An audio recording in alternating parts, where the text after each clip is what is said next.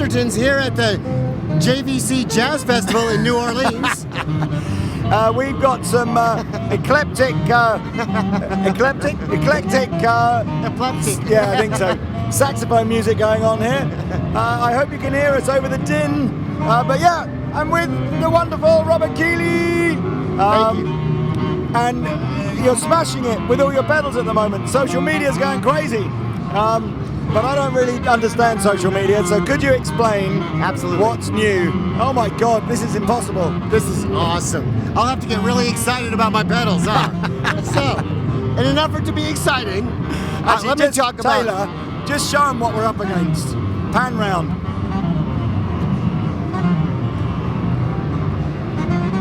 Don't encourage him. Don't encourage him. Right.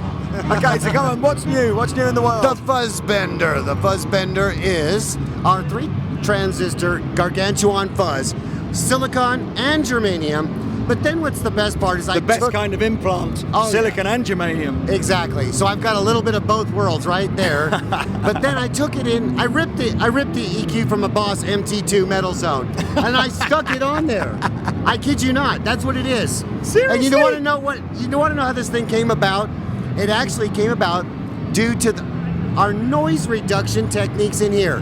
As we're learning how to pre-emphasis, de-emphasis stuff before the processor, I started thinking, wait a second, can't I just like shape the sound before the fuzz, have the fuzz be the process, and then have the EQ after it be this amazing, result of huge fuzz with all these sounds carved out of it.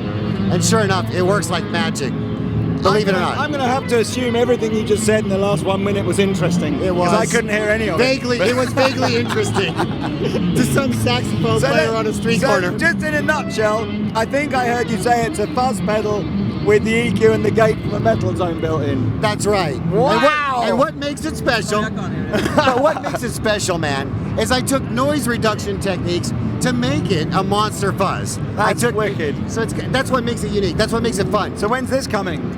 I think that one is coming like April Fool's Day. Seriously. 4/20, April 20th. Okay, I cannot wait to try that. I've got to find a fuzz. I like the. I tried a Dunlop. Have just done like a Billy Gibbons fuzz. Oh yeah. And it has like a chewy, like almost a wiry, auto-wiry kind of chew. And I thought, oh, I like that too. So I did a fuzz journey last year and never really connected with one. So yeah, I need to do another fuzz journey. I'll wait till this comes though. What's cool. Nice is I don't know of too many, and it's probably just my ignorance, but I don't know of too many that have this kind of active EQ. And I'm telling you what, it really works well. Because you have to make the fuzz sound bad to get this EQ to work with it.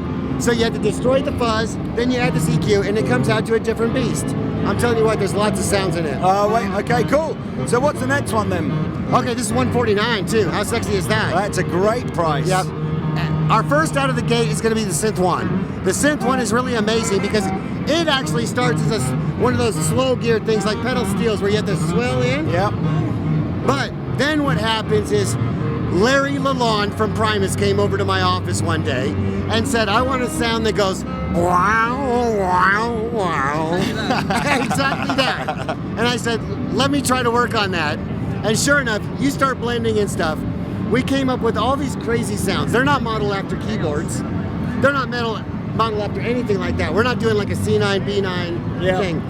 We are just saying... We should just make that clear for any litigious other pedal manufacturers out there. We are absolutely not trying to copy anything else, ever. Definitely not. And cheers for Mike for winning that, right?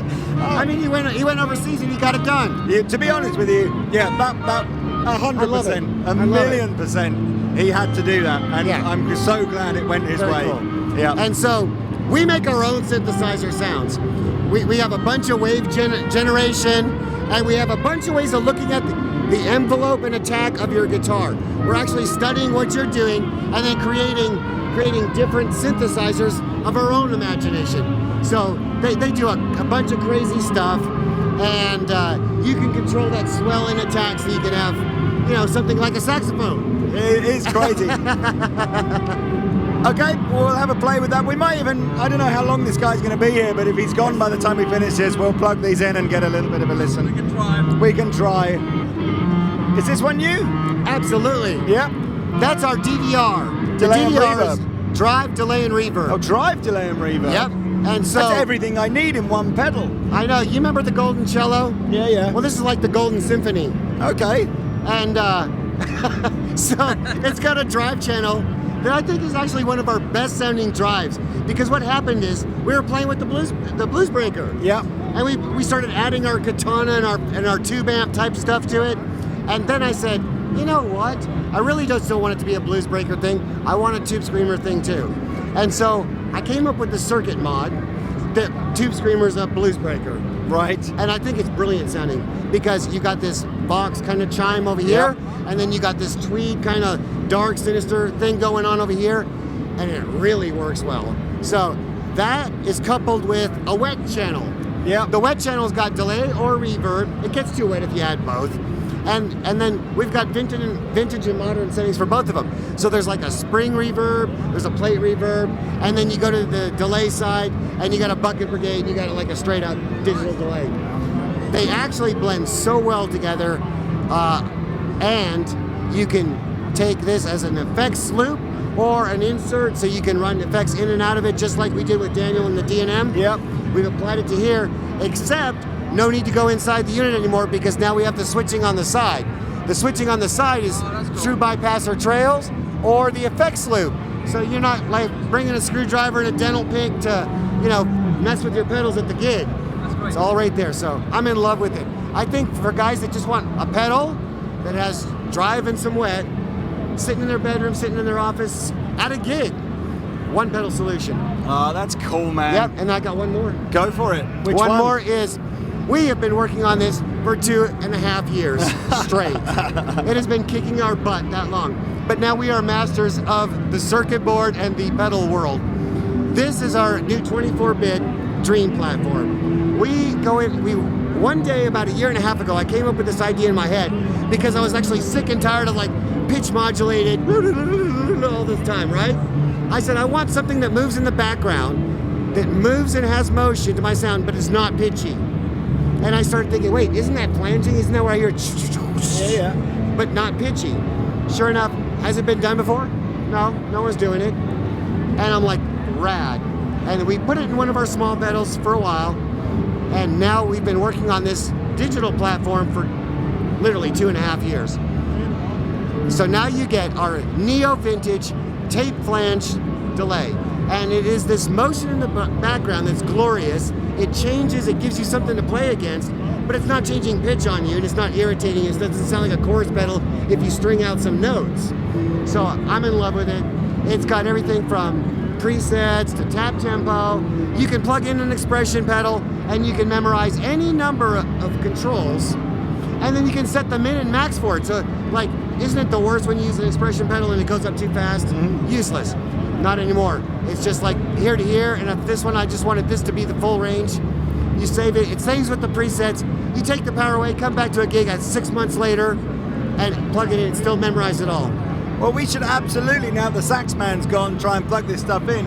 I should also say, thank you very, very much for sending me the vibe pedal section out of that. It works great. It's absolutely great. Wonderful. And it's now on my board, and it's very because cool. of you, we actually talked about you at the shop a lot when I came up with this. Yeah. Because a lot of people are like, are you designing that for him? And I'm like, no, why? He's like, well, yeah, that's why you said the U-Vibe thing, right? And I'm like, huh? I wasn't quite following with everything, but we did talk about you a lot during the development of this one. Oh, well, so that's we need cool. to send you one. Well, I'd love to. So I guess it came from you playing with this one, the dark side. I was playing with this, and I said to Danny, I had about 10 Univibe pedals that I was trying, Right. and I ended up liking the Univibe of this better than all the other pedals. And I just said to Danny, do you make that on its own? He said, no, we don't make it on its own. Oh, no, that's a shame. It's fine. I'll just leave this on the board. It's just a bit of a waste of space. Yeah. And he said, oh, we'll make you one though if you want. Then Like, we made you one. so you made me one. Okay, and it's yeah. called the Captain's Good Vibes. And it's just, That's it's right, I remember that right now. and it's just in a pedal like this kind of size, and Wonderful. it's perfect. It's perfect. So you want to know the secret to the sound of the Keeley U-Vibe sound? I do.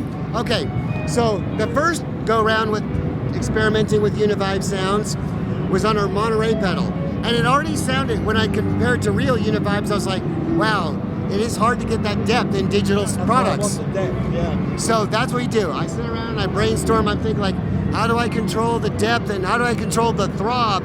What is throb? I know what throb is. And so it's like volume tremolo. So that's how we trick this into sounding lush, and having that lope is, it's a little bit of phasery stuff, but it's also a little bit of volume so that it swells and does different things. It sounds great. Sounds really, really cool. So that's how we do it, man. Anyway. We actually combine sounds.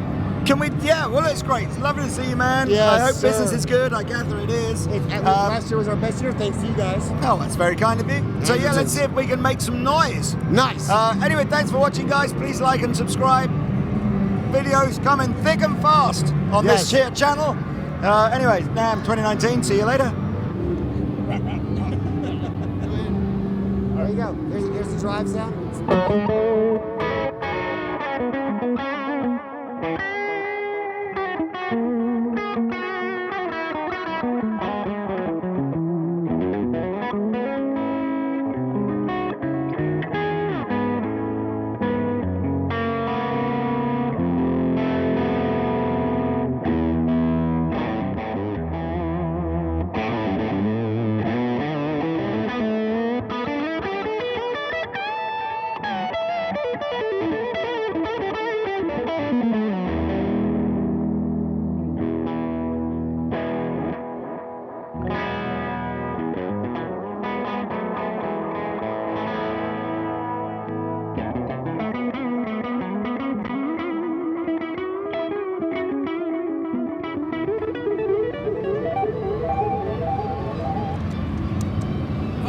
Bender.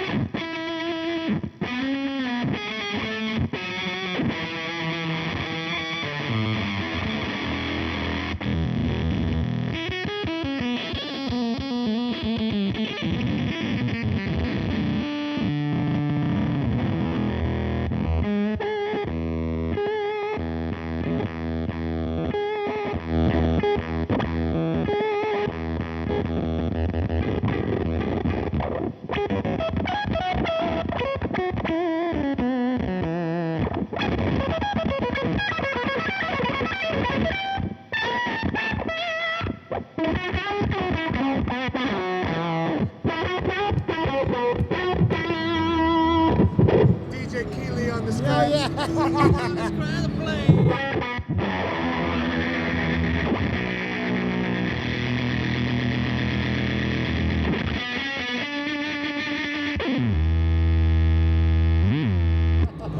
Yeah. Nice, man. Nice. Love the collab. So good. Collab.